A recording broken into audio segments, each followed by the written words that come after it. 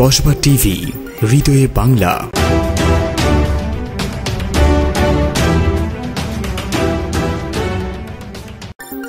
শিরোনাম নিয়ে সাথে আছি আমি ফারজানা রূপা। কসবা গোপীনাথপুর ইউপির সদস্য মুক্তারের পাহাড় কাটা ছিল তার নেশা ও পেশা। কসবা টিভি টেক্স রিপোর্ট।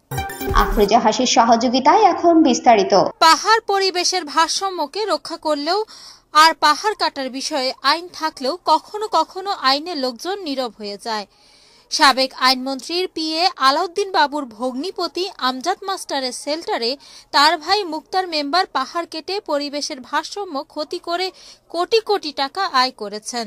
কিন্তু সে সময়ে নামে মাত্র শ্রমিকদের নামে মামলা হলেও মুক্তার মেম্বারের নামে একটিও মামলা নেই। প্রকাশ্যে বেকু দিয়ে পাহাড় কেটে তছনছ করেছে, কিন্তু কেউ প্রতিবাদ করার সাহস ছিল না।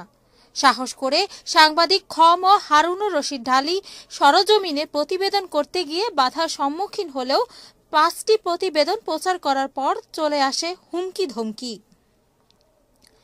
পরিশেষে বাবুর প্রত্যেক ইঙ্গিতে সাংবাদিক ডালির বাড়িতে চলে হামলা। 29 মার্চ 2023 মানিক্যমরি পাহাড়ের প্রতিবেদন করতে গেলে মুক্তা মেম্বারের প্রধান সেনাপতি নিজাম উদ্দিন বাধা প্রয়োগ করেন। মুক্তার মেম্বারের নেশা ও পেশা ছিল পাহাড় কেটে মাটি বিক্রি করা ছিল তার প্রধান কাজ। আজ মানিক্যমরি পাহাড় কাটার ফাইল ফুটেজ নিয়ে আজকের বিশেষ প্রতিবেদন। আমার নাম সিরাজুল ইসলাম, বাড়ি গ্রাম মানিক্যমরি।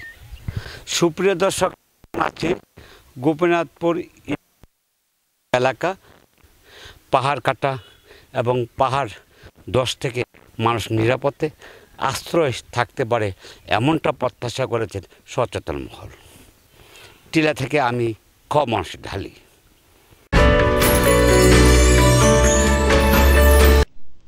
সুপ্রিয় দর্শক, পাহাড় এবং টিলা হিসেবে পরিচিত, টিলা এবং পাহাড় পরিবেশের ভারসাম্যকে রক্ষা করে পাহাড় কেটে খান খান করে ফেলেছে ভূমিক্ষেপরা। বিনষ্ট হচ্ছে পরিবেশ আর প্রাণহানি করছেন। যদিও নামে মাত্র কিছু মামলা হলেও কিন্তু তার কোনো উদ্যোগ গ্রহণ করে বদ্ধ করার কোনো পাহাড় কাটার আর প্রশাসন উদ্যোগ নেননি বলে জানিয়েছেন। সবুজ পাহাড় টিলা পরিবেশকে রক্ষা করার জন্য পরিবেশ এবং পরিবেশ বিনষ্টকারীকে আইনের আওতায় আনার জন্য জোর দাবি জানিয়েছেন। কুমিল্লা ম্যাজিক প্যারাডাইস পার্কে আপনাকে স্বাগত। আপনি কি বন্ধু বান্ধব আপনজনদেরকে নিয়ে ঘুরতে চান? আজই চলে আসুন কুমিল্লা কোটবাড়ি ম্যাজিক প্যারাডাইস পার্কে। কসবা টিভির সংবাদের সাথে থাকার জন্য ধন্যবাদ জানাচ্ছি। পরবর্তী সংবাদ পেতে আমাদের চ্যানেলটি সাবস্ক্রাইব করে রাখুন।